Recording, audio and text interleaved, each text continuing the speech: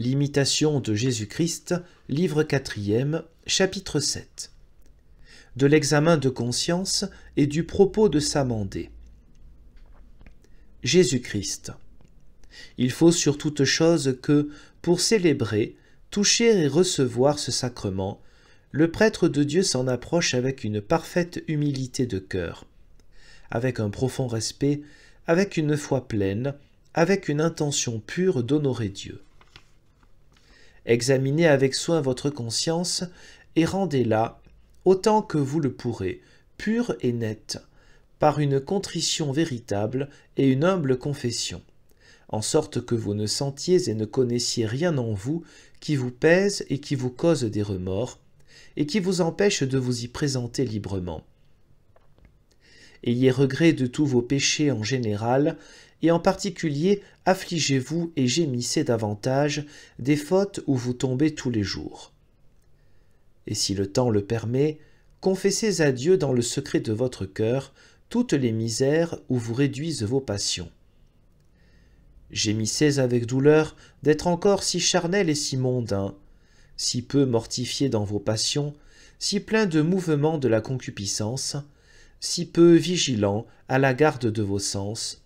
si souvent embarrassé de tant d'imaginations différentes, si porté aux choses du dehors, si négligent pour les intérieurs, si porté à rire et à vous dissiper, si peu disposé aux larmes et à la componction, si prompt pour le relâchement et pour les satisfactions de la chair, si lent pour l'austérité et la ferveur, si curieux d'entendre des nouvelles et de voir de belles choses, si lâche à embrasser ce qui est humble et abject, si avide pour avoir beaucoup, si avare pour donner,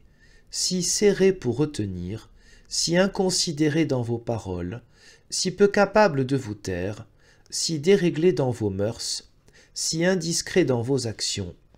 si intempérant dans le manger, si sourd à la parole de Dieu, si ardent pour le repos, si tardif pour le travail, si éveillé pour des fables, si endormi pour les veilles saintes, si pressé d'en voir la fin, si dissipé en y assistant, si négligent à réciter votre office, si tiède en célébrant, si sec en communiant, si tôt distrait, si rarement recueilli pleinement en vous-même, si vite ému de colère, si disposé à faire déplaisir aux autres, si enclin à juger d'autrui, si sévère à reprendre, si gai dans la prospérité, si abattu dans les traverses, si accoutumé à former de bons desseins, si peu propre à les effectuer. Après avoir confessé et déploré ses péchés et les autres, avec douleur et avec un vif regret de votre propre faiblesse, prenez une ferme résolution de corriger votre vie et de vous perfectionner de plus en plus. Puis, vous résignant à moi pleinement et par une entière volonté, offrez-vous vous-même en holocauste perpétuel à l'honneur de mon nom sur l'autel de votre cœur,